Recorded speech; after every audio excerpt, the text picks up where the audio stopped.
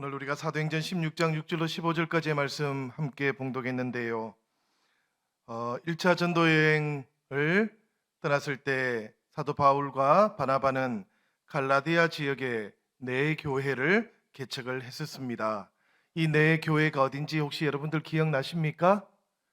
우선 비시디아 안디옥이 있었고, 그죠? 그 다음에는 이고니온이라는 곳이 있었고, 그 다음에는 루스트라, 더베, 이 네 군데의 교회가 갈라디아 지역에 세워진 교회였습니다. 우리 지도 좀 띄워주실래요? 네, 다음 화면요. 그 다음요.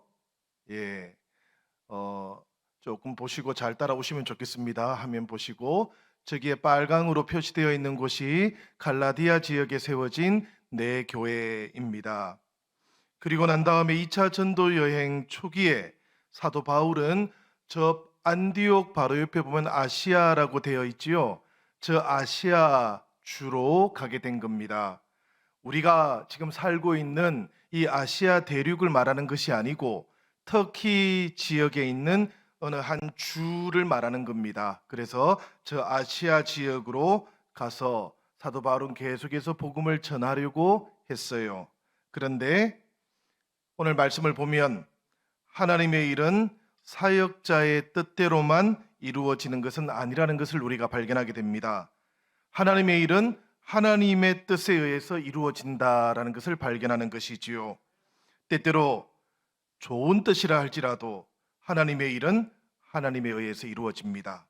그래서 우리가 오늘 읽었던 말씀처럼 6절과 7절의 말씀을 보면 이런 말씀이 나오고 있어요. 우리 6절과 7절의 말씀 같이 한번 읽어보도록 하겠습니다. 다 같이 읽겠습니다. 성령이 아시아에서 말씀을 전하지 못하게 하시거늘 그들이 부르기아와 갈라기아 땅으로 다녀가 무시아 앞에 이르러 비두니아로 가고자 했으되 예수의 영이 허락하지 아니하시는지라. 바울 사도가 아시아에서 계속해서 사역을 하려고 했지만 여의치가 않았다라는 이야기입니다. 사실 지금 바울은 부르기아 지방 그리고 갈라디아 지방을 통과했어요. 지도 다시 한번 띄워주세요. 예, 저기 보면 아시아 지역하고 갈라디아 지역 사이에 부르기아 지역이 있지 않습니까?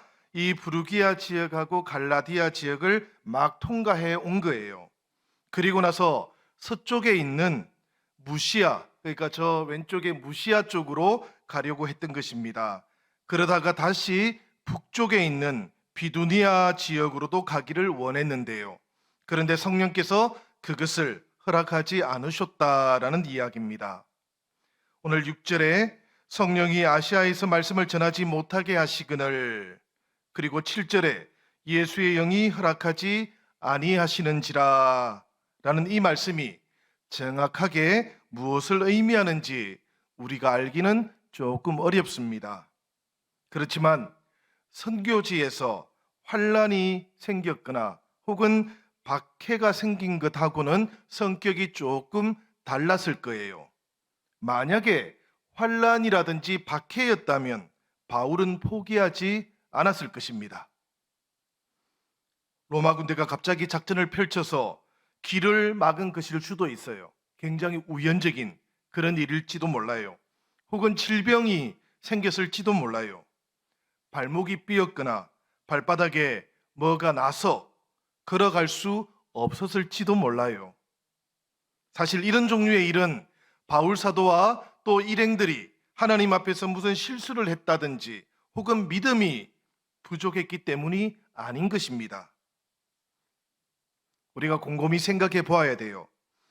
하나님께서 기뻐하시는 일을 위해서 우리가 가고 있는데도 불구하고 우리의 문이 닫혀버린다면 여러분, 그것은 다른 쪽의 문이 다시 열려진다는 의미일 수 있습니다.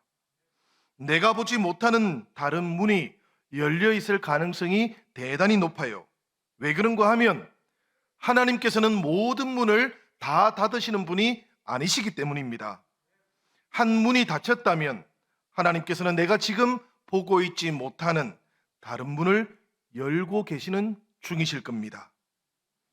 바울 사도는 여러분, 복음을 위해서라면 생명도 아끼지 않았던 사람이지 않습니까? 그런데 복음을 위해서 힘차게 나아가고 있었는데도 불구하고 가려고 하는 곳이 막히는 것을 경험했던 겁니다. 그렇지만 우리는 이것을 바울의 실패라고 그렇게 부르지 않습니다. 왜 그런가 하면 열심히 하더라도 안 될 수가 있기 때문입니다. 이것은 단순히 일이 안 되는 실패가 아닌 거예요. 다른 길이 있다는 이야기입니다. 때로는 성령께서 복음 전도자들 그리고 우리 그리스도인들과는 전혀 다른 뜻과 계획을 가지고 있으실 수 있다라는 이야기입니다. 그것을 우리가 겸손하게 인정할 수 있어야 돼요. 우리가 때때로 나쁜 마음을 먹어서 하나님의 뜻이 따로 있을 것이다 라고 생각하는 것은 매우 쉬운 일이지요. 그런데 때로는 우리가 선한 일을 한다고 생각할 때 하나님의 뜻과 계획이 따로 있을 것이라고 우리가 인정하는 것, 이건 대단히 어렵습니다. 사람들은 종종 이런 함정에 빠지게 돼요. 내가 선한 일을 하는데 좋은 뜻을 가지고 있는데 왜 이렇게 길이 막힐까, 어려워질까? 하나님의 주권을 그때 우리는 인정하지 못하는 것이지요. 그러나 여러분, 우리가 선한 뜻을 가지고 있다 할지라도 때로는 하나님의 주권을 인정할 수 있어야 됩니다.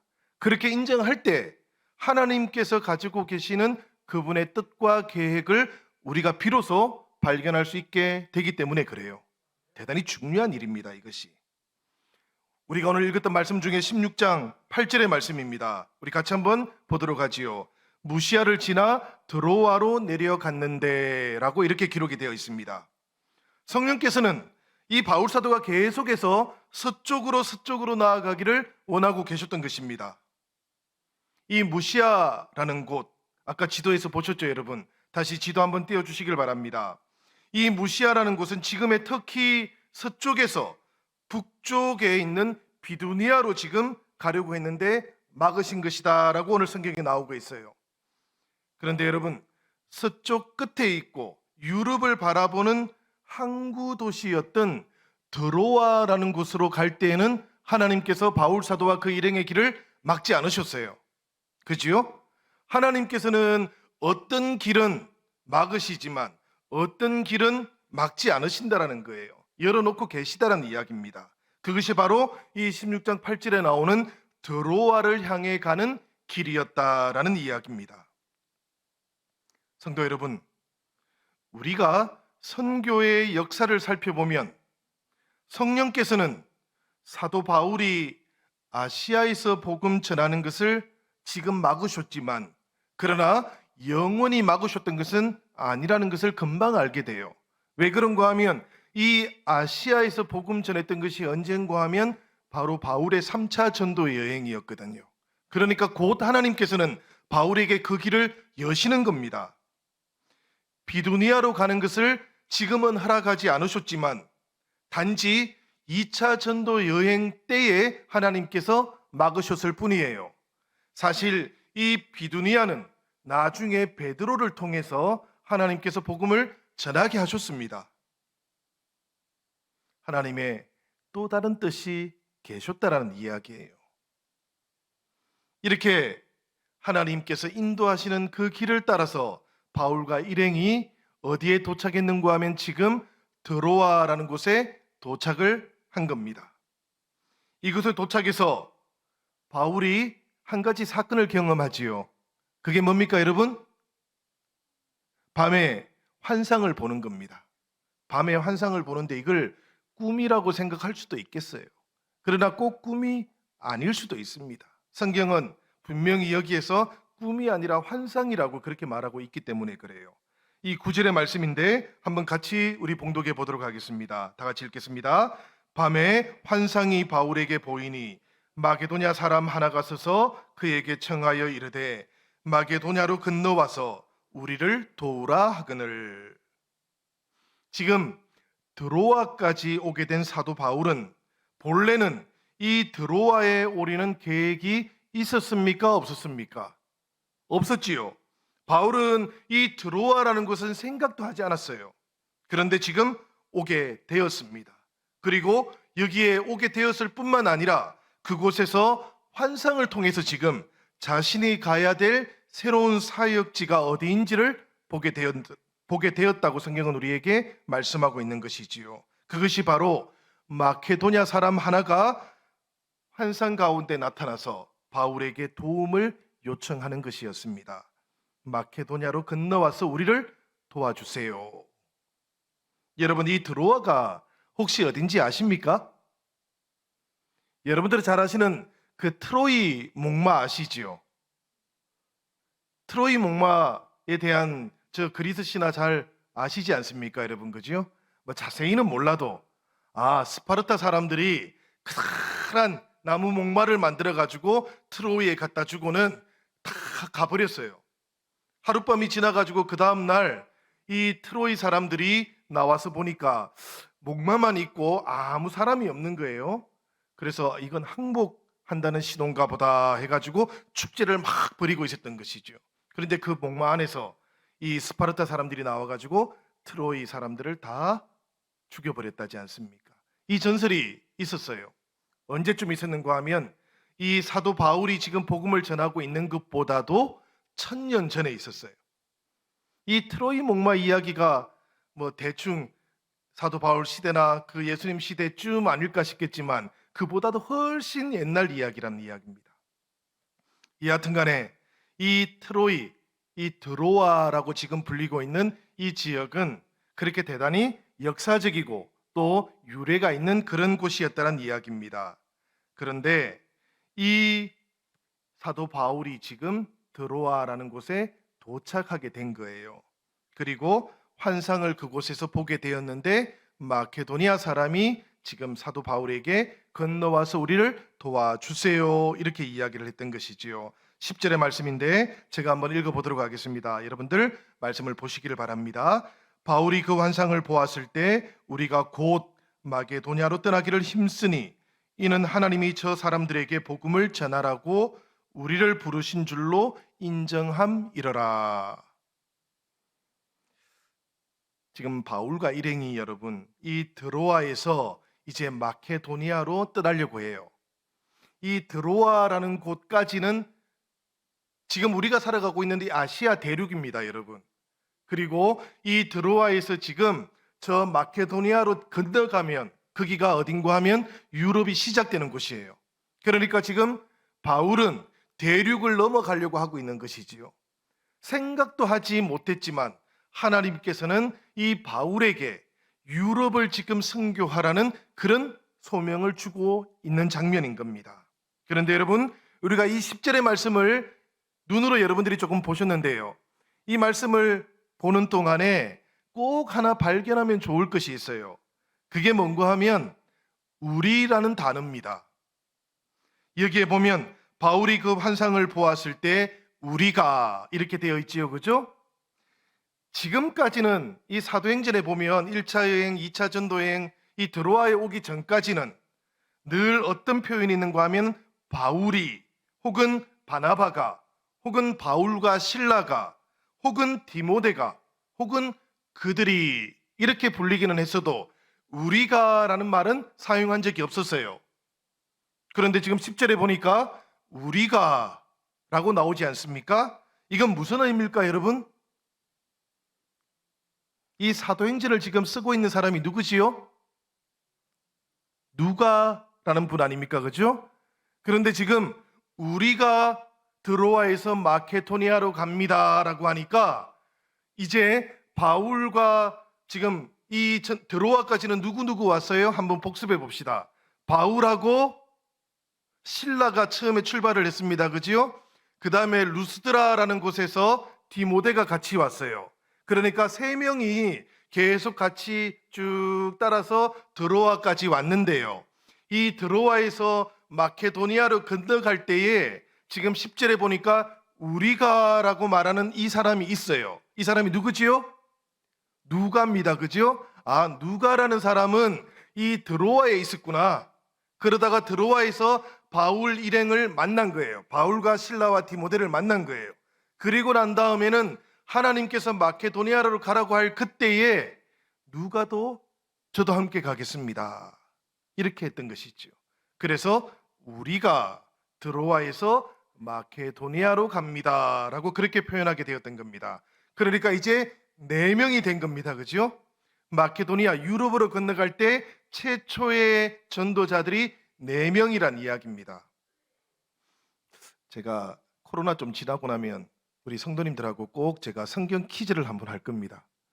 그래서 제가 그동안 수요일 날 밤에 강해했던 말씀들 가지고 성경 퀴즈 대회를 한번 하고 싶은데, 이 드로아에서 마케도니아로 갈 때 몇 명이라고요? 지혜 있는 자는 들으시기를 바랍니다. 네. 이 4명이 지금 건너가요. 누가와 함께 지금 건너갔던 겁니다. 지금 이 10절의 말씀에서 우리가 공부 삼아서 몇 명이 건너갔는지, 누가가 바로 이때 건너갔구나 하는 것을 아는 것은 공부가 됩니다만은, 사실 우리가 이 말씀에서 더 조금 눈여겨봐야 되는 말씀도 있어요. 저는 그 말씀이 이 단어들이라고 생각해요. 하나는 곧이라는 단어예요. 그리고 또 하나는 떠나기를 힘썼다라는 말씀이라고 생각이 됩니다. 바울 일행이 마케도니아로 떠나기 위해서 아주 긴박하게 행동했다는 이야기예요. 하나님께서 환상 가운데 나타나셔가지고 하나님의 뜻을 알려주니까 이 바울 일행이 하나님의 그 부르심 앞에서 긴급하게 즉각적으로 지금 응답하고 있다라는 그런 이야기입니다. 하나님께서는 마케도니아 사람들, 그들에게 복음을 전하라고 자신들을 부르신 줄로 바울과 그 일행들이 인정하고 있는 거예요. 자신들의 뜻도 아니고 자신들의 계획도 아니었어요. 애초에 계획도 없었어요.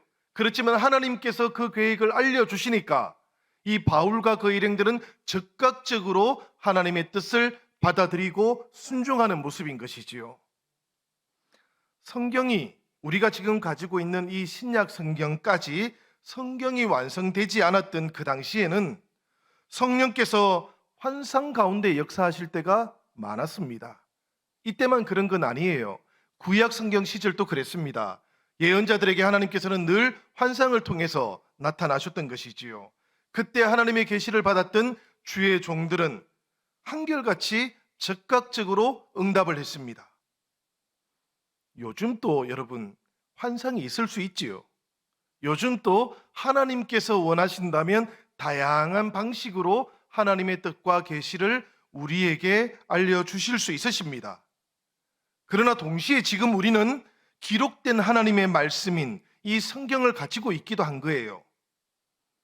무슨 말씀인가 하면, 지금 우리들은 하나님의 뜻을 기록된 하나님의 말씀인 성경을 통해서 깨닫는 시대에 살고 있다는 이야기입니다.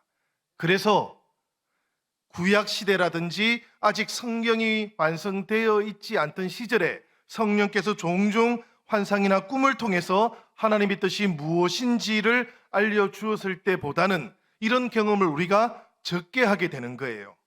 그럼에도 불구하고 할 수가 있겠지요.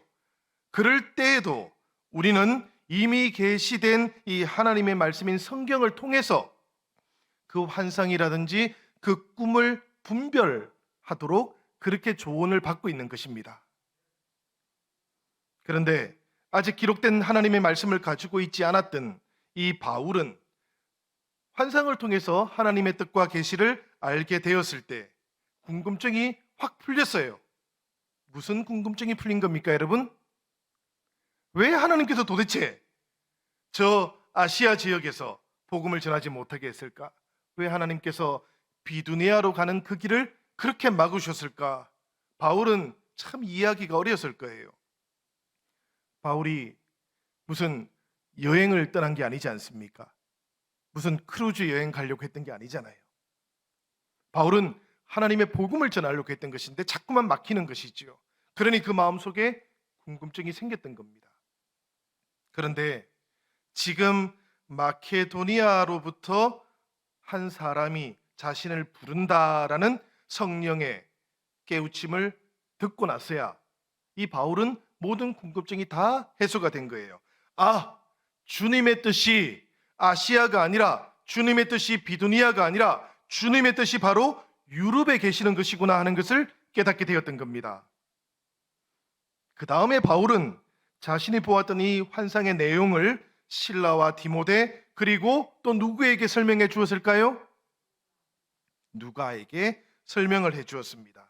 그렇게 해서 네 사람이 이렇게 바울이 보았던 환상에 대해서 서로 의견을 주고받으면서 하나님께서 지금 마케도니아 사람들에게 복음을 전하기 원하시는구나, 그것을 위해서 자신들을 지금 부르고 계시는구나 하는 것을 서로가 인정하게 되었던 거예요. 그래서 그들은 즉시 함께 순종하면서 마케도니아로 가는 그 길을 떠나게 되었던 것입니다. 이것이 아시아에서 유럽으로 가는 선교가 시작되는 아주 중요한 장면이에요. 유럽이 선교되는 데 있어서 가장 중요한 출발점에 무엇이 있었는가 하면 바로 성령의 부르심 앞에서, 하나님의 부르심 앞에서 자신의 뜻이 아니라 하나님의 뜻에 온전하게 순종했던 믿음의 역사가 있었다라는 그런 이야기입니다. 영신성도 여러분, 마케도니아 사람 하나가 와서 우리를 도우라 청하는 그 소리를 바울이 들었기 때문에, 바울이 그렇게 영적으로 깨어 있어서 그 영적인 들음이 있었기 때문에 선교의 새 지평이 열린 겁니다. 우리도 그런 영적인 음성을 들을 수 있기를 바라요. 우리는 종종 그런 이야기들을 합니다. 우리는 지금 전할 사람이 없다고요. 그러나 여러분, 지금 우리가 살아가고 있는 삶의 자리에서 하나님의 인도하심에 우리가 민감하게 영적으로 깨어 있다면 하나님께서는 분명히 우리가 들어야 될 그 소리를 들려주실 겁니다. 지금도 여전히 우리에게로 와서 우리를 도와주세요 라고 하는 사람들이 분명히 있을 거예요. 우리도 이 음성에 귀를 기울이고 들을 수 있는 은혜가 있기를 함께 기도하기를 바랍니다. 바울과 일행이 드로아를 떠났어요. 드디어. 그리고는 마케도니아로 갔습니다. 11절의 말씀인데요, 우리 11절 말씀 같이 한번 읽어보도록 하겠습니다. 다 같이 읽겠습니다. 우리가 드로아에서 배로 떠나 사모드라게로 직행하여 이튿날 네아폴리로 가고. 성경에 보면 여러분, 종종 네아폴리라고 이렇게 끝에 볼리라는 말이 붙어 있는 거 있지요. 우리 복음서에도 보면 데가볼리라는 말이 있지 않습니까? 그죠? 이 볼리라는 말이 무슨 말인가 하면 여러분들이 잘 아는 말이에요. 폴리스라는 말이에요. 그리스 로마 지역에 있는 도시들을 부를 때 폴리스라고 부르거든요. 그 폴리스를 우리말로 그냥 직역을 이렇게 하다 보니까 볼리라고 그렇게 번역한 거예요. 그러니까 여기에 네아볼리라는 것도 폴리스인 거예요. 바울 일행이 탄 배가 이 아시아에서 유럽으로 지금 건너가고 있는데요, 이곳을 건너가는데 대략 그 당시에 한 5일 정도 걸렸다 그럽니다. 2000년 전의 범선으로 그렇다는 이야기예요. 5일이나 걸렸기 때문에 그 당시에는 그냥 곧바로 갈 수가 없었다 그럽니다. 꼭 중간에 어딘가에 한번 들렀다가 가야 되는데 그곳이 어딘가 하면 사모드라게라는 섬이에요. 저게 파란색으로 동그라미 쳐져 있는 거 보이십니까? 저곳이 바로 아시아와 유럽 사이에 있는 조그마한 섬인데요, 저기에 배가 그쳐가서 이제 유럽으로 가야 됐던 겁니다. 바울과 그 일행도 이 사모드라게 섬을 거쳐가지고 이제 네아폴리라는 곳으로 가게 되는데, 그런데 본래는 5일이나 걸리는 길인데요, 그런데 오늘 말씀을 보니까 며칠 걸렸습니까? 이튿날 네아폴리에 갔다라고 되어 있지 않습니까? 이 놀라운 일이죠. 5일이나 걸리는 백길인데 오늘 성경의 말씀을 보니까 이틀밖에 안 걸렸어요. 우리가 드로아에서 배로 떠나 사모드라게로 직행하여 이튿날 네아폴리로 가고 라고 이렇게 되어 있지 않습니까? 어떻게 이틀밖에 안 걸렸을까요? 여러분 한번 맞춰보십시오. 이것도 나중에 성경 퀴즈 내야 되겠습니다. 바람이 세차게 불어서 그래요. 닷새나 걸리는 백길인데 직행을 해서 이 네아폴리까지 갈 수 있을 만큼 바람이 세차게 불어서 그래요. 그런데 여러분, 그건 정답이 아닙니다. 제가 성경 퀴즈에 이 문제를 내더라도 바람이 세게 불었어요 라고 하면 틀리는 겁니다. 정답이 뭔고 하면 본래는 닷새나 걸리는 이 길을 이틀 만에 갈 수 있을 만큼 유럽을 향한 하나님의 선교의 열정이 그렇게 불타오르고 있었다는 이야기입니다. 사실은 여러분, 나중에 바울이 3차 전도 여행 때 이 길을 거꾸로 해가지고 배를 타고 건너오거든요. 그때는 보면 정말로 5일이 걸려요. 그때는 성격을 다 끝내고 돌아오는 길이라 하나님의 마음이 급하지 않았어요. 일상적인 백기를 통해서 5일이나 걸려요. 그런데 지금 이 2차 전도 여행 때 바울과 그 일행이 아시아에서 마케도니아로 건너가는데 닷새나 걸리는 이 백길이 이틀밖에 걸리지 않는 걸 우리가 설명할 길이 없는 거예요. 유럽 대륙도 복음을 듣고 구원을 지금 받아야 한다고 그렇게 하나님의 마음에 불이 붙으셨던 것이라고 저는 그렇게 믿습니다.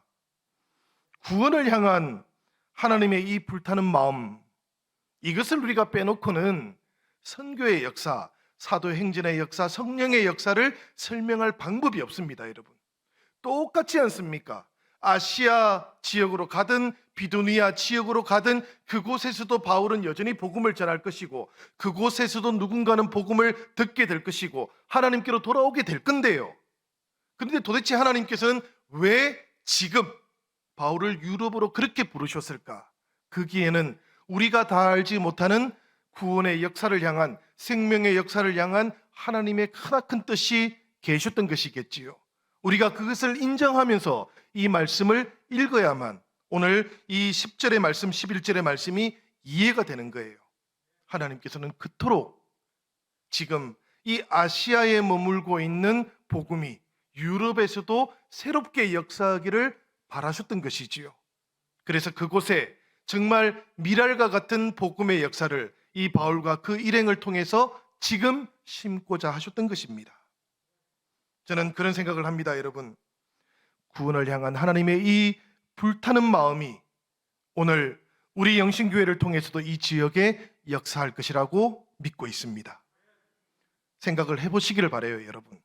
천년이 하루 같으신 하나님께서 2000년 전에 저 유럽을 향해서 그토록 불타오르는 선교의 열정, 복음의 열정을 가지고 계셨다면 오늘이라고 해서 하나님께서 그 애타는 생명을 향한 불타는 마음을 가지고 있지 않으시겠습니까? 우리 이 지역에 하나님을 모르는 많은 사람들이 있다면 그들을 향해서 하나님의 마음이 오늘도 여전히 불타오르고 있지 않으시겠습니까? 우리 영신 성도들 가운데 가족들과 또 믿음의 길을 걷다가 지금 잠시 중단하고 있는 그런 가족들이 있다면 그들을 바라보실 때 하나님의 마음 속에 그 자녀들을 향한 하나님의 불타는 마음이 지금이라고 꺼져버렸겠습니까? 저는 절대로 그렇지 않을 거라고 믿습니다. 지금도 여전히 하나님께서는 그 마음을 가지고 계시고 지금도 여전히 생명을 향한 불타는 마음을, 그 사랑을 가지고 계실 거라고 믿고 있습니다. 그러니 하나님께서는 우리를 통해서 그 일을 이루시겠지요. 사도 바울을 통해서 그 일행들을 통해서 유럽에 하나님의 이 불타는 마음을 전하여 주셨던 것처럼 우리 영신교회와 이 지역과 이웃들에게도 하나님께서는 하나님의 그 마음을 우리를 통해서 전해 주시지 않겠습니까? 설령 우리에게 그런 계획이 없었다 할지라도 성령님께서는 강건적으로 역사하셔서 우리를 그렇게 사용하여 주실 줄로 믿습니다. 12절의 말씀인데요, 우리 이 말씀 한번 보도록 하겠습니다. 바로 거기서 빌립보에 이르니 이는 마케도니아 지방의 첫 성이요 로마의 식민지라 이 성에서 수일을 유하다가 라고 되어 있습니다. 바울은 지금 네아폴리에 도착한 다음에 이제 그곳에 있는 중요한 도시 빌립보에 도착한 겁니다. 빌립보라는 곳에서 조금 해안으로 내려오면 그 빌립보의 외항 도시가 바로 이 네아폴리였던 거예요. 그러니까 배를 타고 건너와서 네아폴리에 내린 다음에는 바울과 그 일행은 빌립보라는 큰 도시로 갔던 겁니다. 이 성경에 보니까 빌립보가 마케도니아 지방의 첫 성이다라고 이렇게 되어 있어요. 여러분, 이 말은 순서상으로 가장 동쪽에 있다는 말이 아닙니다. 규모로 봐서 가장 큰 성이라는 뜻도 아니에요. 사실 그 당시에 데살로니가가 이 빌립보보다 훨씬 더 큰 도시였습니다. 그러면 성경은 왜 빌립보를 첫 성이라고 그렇게 불렀을까요? 그것은 이 마케도니아 지방에서, 특별히 지금 빌립보가 있는 지역은 북마케도니아입니다. 저 아래 지역에 고린도가 있거든요. 이 고린도 지역이 남마케도니아예요. 그 당시에는. 그래서 이 북마케도니아에서 가장 중요한 상징적인 도시를 하나 꼽으라고 한다면 그곳이 바로 빌립보다라는 그런 이야기입니다. 왜 그런가 하면 이 빌립보가 황제의 직할 도시라서 그래요. 마케도니아에 있기는 하지만 마케도니아의 통치를 받는 것이 아니고 로마 황제가 직접 다스리는 도시였기 때문에 그렇습니다. 이곳에 중요한 길이 하나 있거든요. 로마로 가는 길이 하나 있어요. 그 길의 이름이 뭔가 하면 비아 에그나티아라는 길인데요. 이 길이 로마로 이어져 있습니다. 네아폴리에서부터 시작해가지고 로마까지 이어져요. 모든 길은 로마로 통한다라는 말이 유래가 된 길이기도 합니다. 이 길이. 로마까지 들어가는 이 길의 첫 번째 도시가 바로 가장 상징적인 빌립보였기 때문이기도 하고요. 그러니까 여러분, 빌립보는 가만히 보니까 교통의 요충지이기도 하지요. 그리고 로마 황제가 직접 다스리는 도시니까 정치적으로, 경제적으로 아주 중요한 도시이기도 하지요. 그 당시에 세계 최고의 금강이 있는 도시이기도 했다 그럽니다. 금이 많이 나오는 도시이기도 했다 그래요. 주변 도시 국가들이 이 빌립보를 차지하기 위해서 수많은 전쟁을 치르다 보니까 로마 황제가 점령한 다음에는 직접 다스리는 그런 도시가 되었다라는 이야기인데요. 이 바울이 이곳에 도착해가지고 복음을 전할 그 무렵에 이 빌립보에 살던 사람들은 당연히 자신들이 로마 황제가 다스리는 도시의 시민이다라는 자부심이 얼마나 강했겠습니까, 여러분, 그죠? 이 빌립보 주민들이 그랬다는 이야기예요. 우리는 마케도니아 사람들이 아니고 로마 시민이다라는 자부심을 가지고 있던 그런 도시였다는 이야기입니다. 참 아이러니하지요. 하나님께서는 지금 바울을 아시아에서 유럽으로 부른 다음에 궁극적으로는 어디로 보내려고 하시는 겁니까? 로마로 보내려고 하는 거예요. 그 로마로 보내려고 하는데 가장 첫 번째 만난 도시가 바로 로마 황제가 다스리는 작은 로마라고 불렸던 빌립보였다라는 거예요. 이 빌립보를 통해서 로마를 경험하게 하셨다라는 그런 이야기지요. 그리고 이곳에서 아주 놀라운, 바울이 전혀 생각지도 못했던 아주 놀라운 만남을 하나님께서는 예비해 놓고 계시기도 했습니다. 여러분, 12절에 보면 우리가 유하다라는 단어가 나오지요. 이 성에서 수일을 유하다가 라는 말이 나오는데, 이 유하다는 말은 무슨 뜻일까요, 여러분? 머물다라는 뜻이기도 한데요. 그런데 원래 이 성경 원문을 보면 조금 뜻이 달라요. 이 뜻이 뭔가 하면 디아트리본테스라고 이렇게 되어 있어요. 이게 헬라어입니다. 말이 참 묘한 말인데요. 이 단어 뜻이 뭔가 하면 배하다라는 뜻이에요. 여기저기 돌아다니고 있다라는 뜻입니다. 여러분, 배회한다라는 뜻은 어떨 때 씁니까? 어디로 가야 될지 잘 모를 때 쓰는 말 아닙니까? 사실 바울과 그 일행은 빌립보에 와가지고 어디로 가야 될지 잘 몰랐던 거예요. 계획이 있어서 온 게 아니지 않습니까? 하나님께서 그냥 가라고 하니까 여기에 지금 도착한 거예요. 그리고 난 다음에는 지금 어디로 가야 되지 우리가? 그 성에서 며칠을 머물고 있는 겁니다.